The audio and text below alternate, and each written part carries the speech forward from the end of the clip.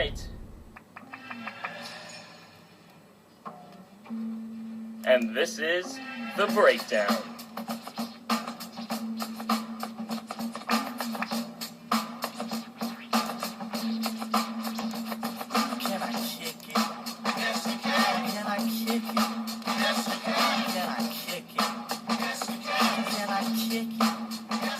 Tonight, we'll be talking about controversial immigration rates in the UK, some live music, and some cricket results, and also a swine flu breakout in India, as well as some conversation with the Islamic Society of St Andrews, so stick around.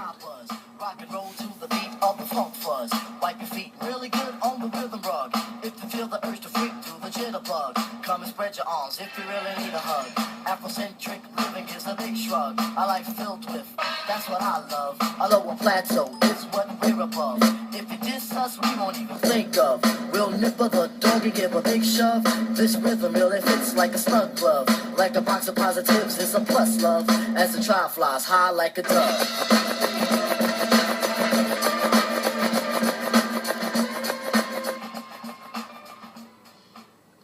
Welcome to The Breakdown. I'm Aidan Houston, and it's 6:30 on Thursday night, so thanks for tuning in.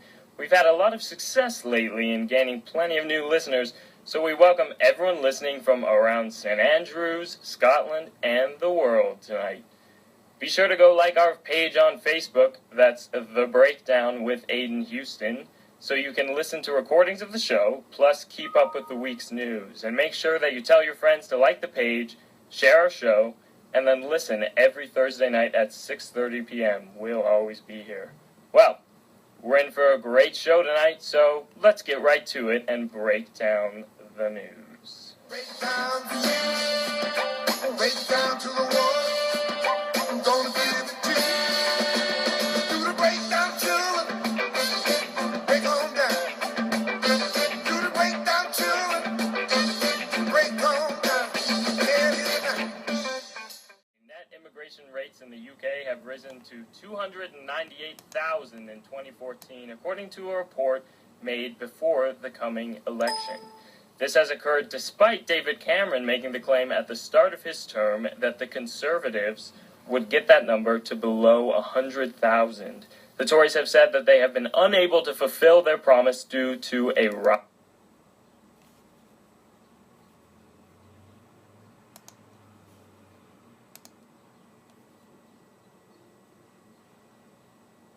make a whole lot of sense. The whole point of a coalition government is to cooperate with the other party. The Conservatives wouldn't have any power at all if they didn't have the Lib Dems, and so the very nature of this government should be a functioning compromise between the two parties. Blaming the other party for ineffectiveness doesn't make the voter feel good about the issue. All that it's really saying is that this coalition government is ineffective by nature because the Conservatives are with the Lib Dems, so they're saying, we can't get anything done because the Lib Dems won't let us, and then maybe the Lib Dems say, we can't get anything done because the Conservatives don't let us, so why are we voting for a coalition government? I'm not saying that's the case, or that's true, that they're ineffective, but that's what's being said by blaming the other part of it. Also, I'm not really sure why this rising immigration rate should be such a huge problem. I think there are a lot of benefits to immigration. In the U.S. and other large nations, the immigration rate is much higher proportional to size. So obviously UKIP is gaining popularity, and the Conservatives want to make sure that they are holding on to voters with those ideologies rather than have them defect to UKIP. So I can see where they're coming from. Interesting topic for sure. In other news, Afghanistan beat Scotland today in their first World Cup cricket match. I'm not going to pretend I know much about cricket, so I'm not entirely sure how the scoreline works here, but Afghanistan had 211 runs to Scotland's 210. I'm sure there's more to it than that, but looks like it was a close match. Of course, Scotland aren't entirely cricket powerhouses in the world, but they do have closer ties to the game than Afghanistan, who learned the game in recent decades from Pakistani immigration. Nothing like a good sporting match, whatever the sport. In India, swine flu has broken out, with today's death toll hovering just over 900 people.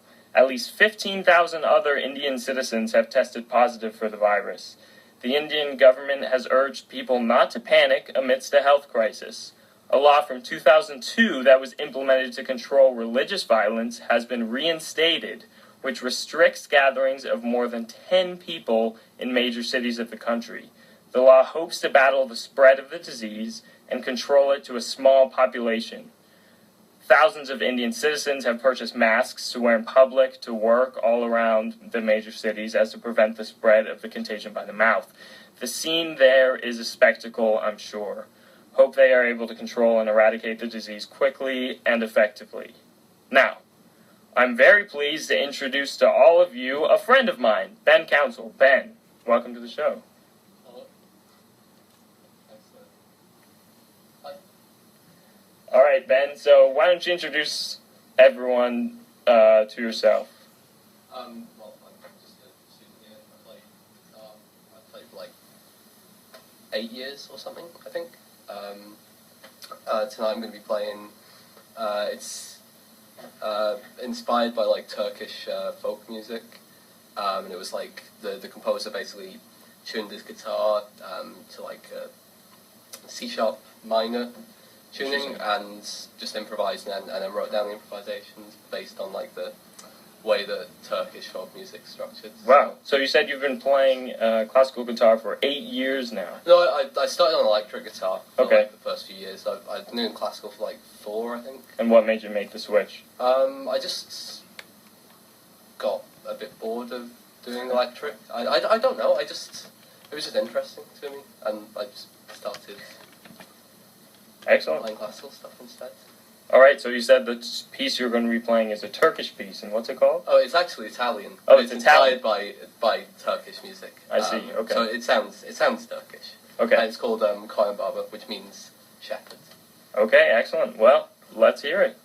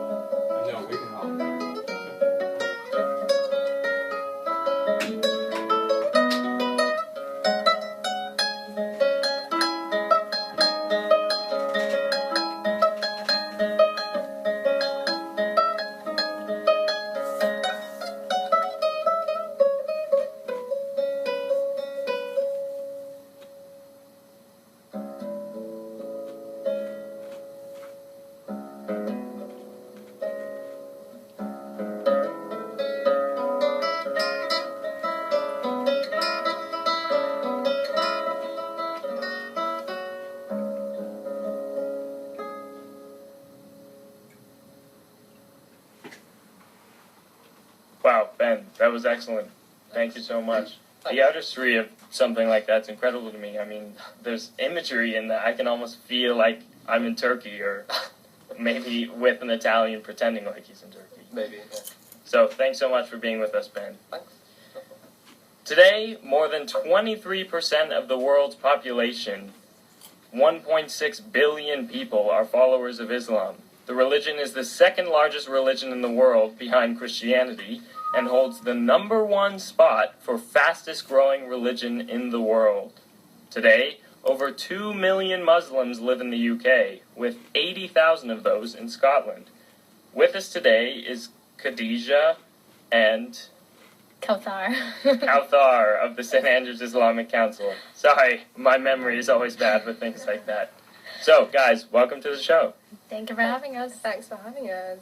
So, what are your personal stories? Where are you from, and what brought you to St Andrews? My name's Khadija. I'm a first-year English student, and I'm originally from Manchester, born and raised. Manchester love. And I have kind of quickly worked my way through the ranks of the ISOC, and I'm vice president. So that's fun, but it's a lot of hard work. As far as my story goes, it's not that interesting. I'm 20 years old, and I took a gap year, and I went to Morocco for a month to do some charity work. And I suppose that was actually the first Muslim country I've ever been to, because, like I said, born and raised here, and I'm actually ethnically Pakistani, but I'd never been. So going to a Muslim country for the first time was so different for me. And I did really enjoy it, but then also I kind of appreciated the diversity that we have back home in Britain. So yeah, that's my life so far. What about you, Kauthar? My name is Kauthar, and yes, I struggle every day with the name.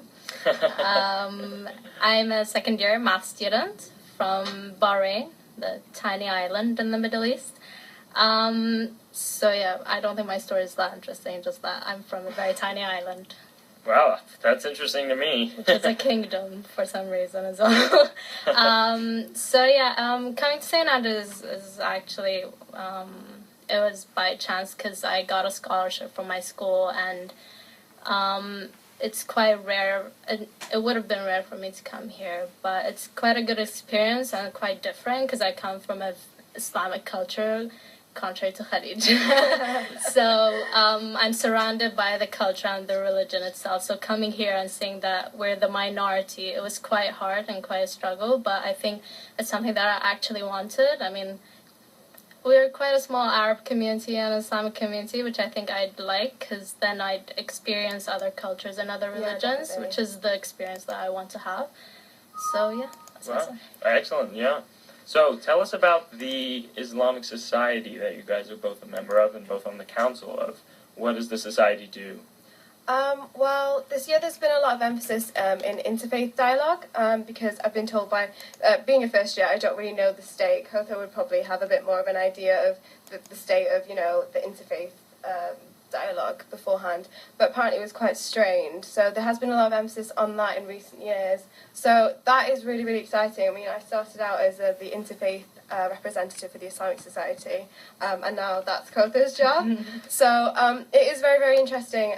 So we, as an Islamic Society, because like Kauthar was saying, we're such a small minority within St Andrews itself, we're just here as kind of, I don't know, just as like that constant thing. So I can't really describe it. I think it's like the family you'd want to have. Yeah. I always say that, like, because we're so small and we're so diverse, so all the sectors just come into one.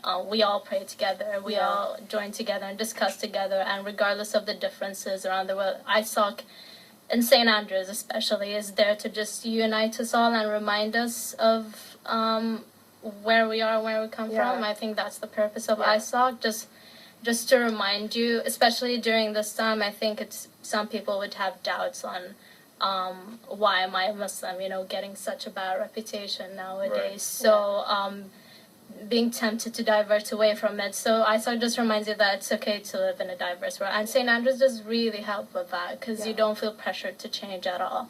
So, and yeah, as she mentioned, some of the events we do are a lot of interfaith events nowadays. I think it's very important to emphasize on the tolerance that the religions have, and especially Islam, which is, I don't think much people realize that it is a crucial part of the religion to be tolerant to others. Right. And so going along with that, what would you say is the nature of Islam? You said that tolerance is part of Islam. Yeah, it's a huge part. So we have this verse in the Quran, "Lakum dinakum liya din," which means you have your religion, I have mine. So and when the message was sent to Prophet Muhammad, peace be upon him, God told him that you cannot enforce the religion. And I think people really overlook that you can never enforce the religion on people because it's no longer a religion of peace, which is what it is, essentially, because once you meet a Muslim, we call each other brothers and sisters, which I think is beautiful for kind of instilling a sense of community. So we call each other brothers and sisters. Right. The first thing that you say to one another when you first meet is Assalamu alaikum wa rahmatullahi wa barakatuh. Which means peace upon you. Okay. And then you reply back, peace upon you. And it's a supplication in itself. And if you're greeting somebody within the same religion as you, or just anybody in general, like I've met so many people on the street and just said Assalamu alaikum to them, knowing that they're a Muslim brother or sister, and it just it adds something to your day. I don't know, it just makes you happy.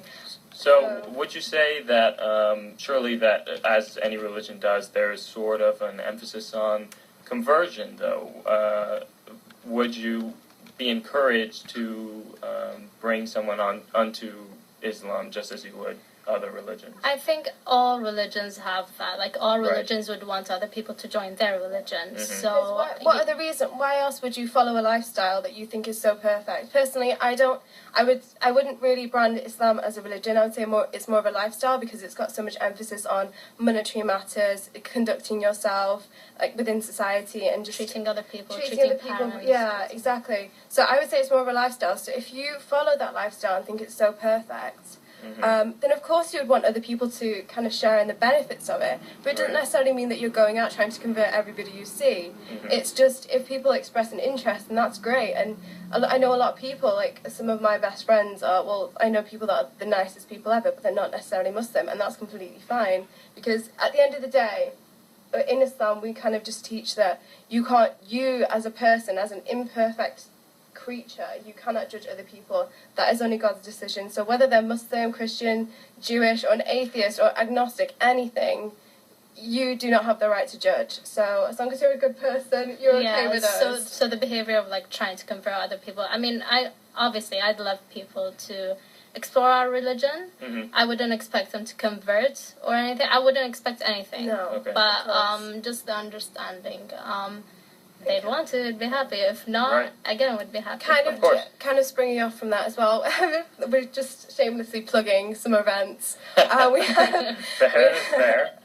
Okay, so we have Islamic Awareness Week in week 7. So that's the week before spring break, and we'll just be kind of hanging out in the chaplaincy around and about, doing events every day. And we have a Q&A on Wednesday at, I think it's 3 p.m. in the chaplaincy itself.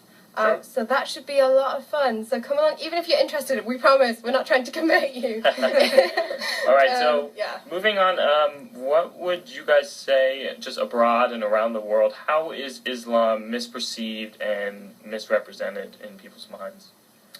I think what people seem to forget is that the religion itself is very divided. I mean, again, similarly to all other religions, you have many divisions and many sectors and many interpretations. I mean, my country is different than Saudi, who's our neighbor, and it's different than Qatar. So, and again, there are divisions and there are cultural differences. I mean, the culture in Pakistan is completely different than the Arab culture. The culture in Morocco is different than the Gulf culture. So a lot of the time you find people branding cultural aspects as religious aspects. So it's really difficult sometimes.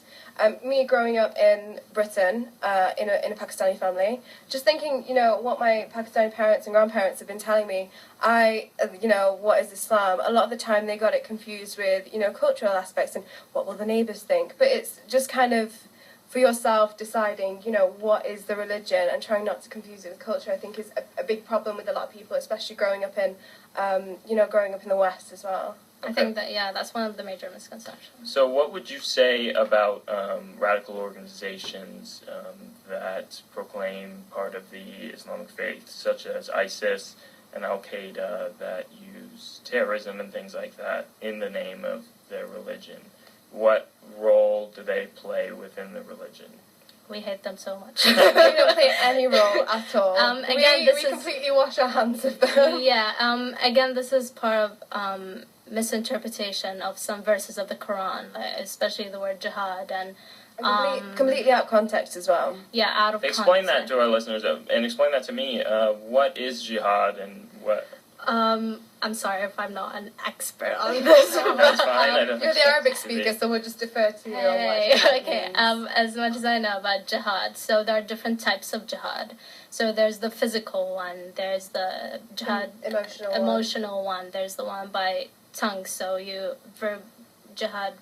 Yeah. So by verbal language. So jihad is when you go and you spread the message of God and with the intention of doing it for God. So the problem with the interpretation of jihad nowadays is that, I'm gonna get 70 virgins in heaven, and I'm doing it in the name of the Prophet.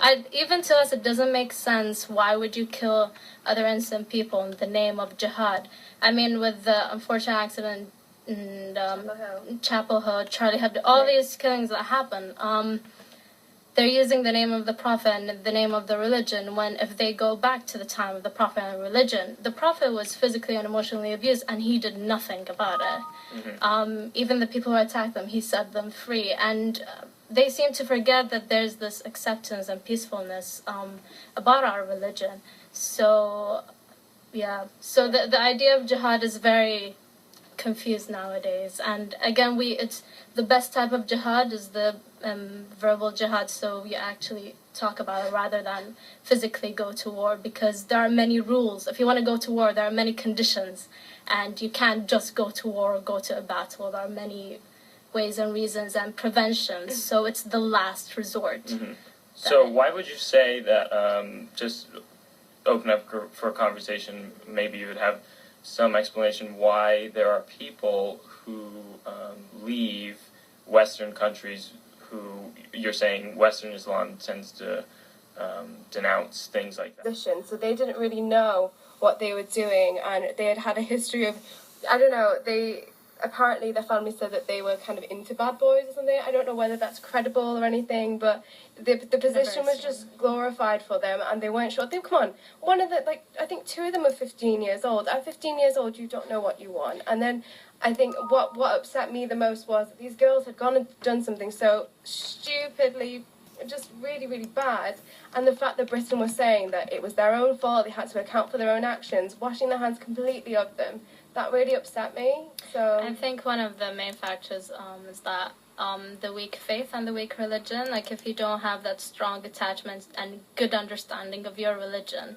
then you're easily diverted, and you're easily brainwashed from these ideas. I mean, they could convince you very well about how jihad is good, about how you should follow us. And I think some people also follow them out of fear that, that we don't know much about religion, but they do. Maybe they're right, so let's follow them, I would have to say that, kind of diverging a bit from the question, but I would say that, statistically speaking, only 2% of terrorist attacks in the USA were actually caused by Muslims. So that actually begs the question, what are the other 98% people, what about the other 98%? What minority were they in? Were they part of some bigger movement? I just feel like Islamic-related attacks, or people that brand themselves as Muslims, they get a lot more airtime than other people. And even the rhetoric that is used to kind of convey these stories, it's just, if you listen to it, I mean, as an English student, I am kind of taught to pick apart arguments and ideas and things like that. And if you just see the rhetoric that they use, it's just, it's such an overt bias. I'm just going to use the Charlie Hebdo, no, not even Charlie Hebdo, sorry. I'm going to use the Chapel Hill shootings as an example. So Crave Stephen Hicks when he went and killed those 3 Muslim students. The way it was reported as an almost mundane incident, and it was supposedly over a parking space, whereas the the news anchors didn't have any problem whatsoever talking about the Copenhagen incident, which was carried out by a supposed Muslim called Omar al-Hussein. They branded him as a terrorist right away, whereas but the thing that really gets me is they were both isolated incidents, they were both individuals, and they both could have had a background that was quite troubling, or they could have both had some mental issues, whereas the only person that they actually attributed that to give like a free pass to, was Hicks, and it wasn't even al-Hussein. I mean, it just kind of blows my mind how people can just watch these things and not be critical of them. You can't take the news, whichever news it is. I mean, personally, I watch Al Jazeera, but I'm not going to say that they are completely unbiased, because they're not. Right. But news in itself is so biased, and Right. you've just got to be. I mean, come on, everybody here at St Andrews, most of the people listening are intelligent people. We're at one of the best universities in Britain. You can think for yourself, honestly. I don't have any problem with watching a news report at all, but just think for yourself. Think of the language that they're using. Think of the narrative that they're trying to build around these people. On both sides, not just one side. Exactly. Well, guys, thank you so much for coming on the show, and thanks you're for the welcome. interesting conversation. It's been great. Thank you. Thank you for having us. So, everybody make sure to go like the Islamic Society of St Andrews on Facebook, and to check out some of the events that they're putting on. My life be like. So that's it for today's show. Thanks for listening, and thanks to our guests and to Star Radio. Be sure to like us on Facebook, and that's all for tonight. Good night, St Andrews. My life be like. My life be like.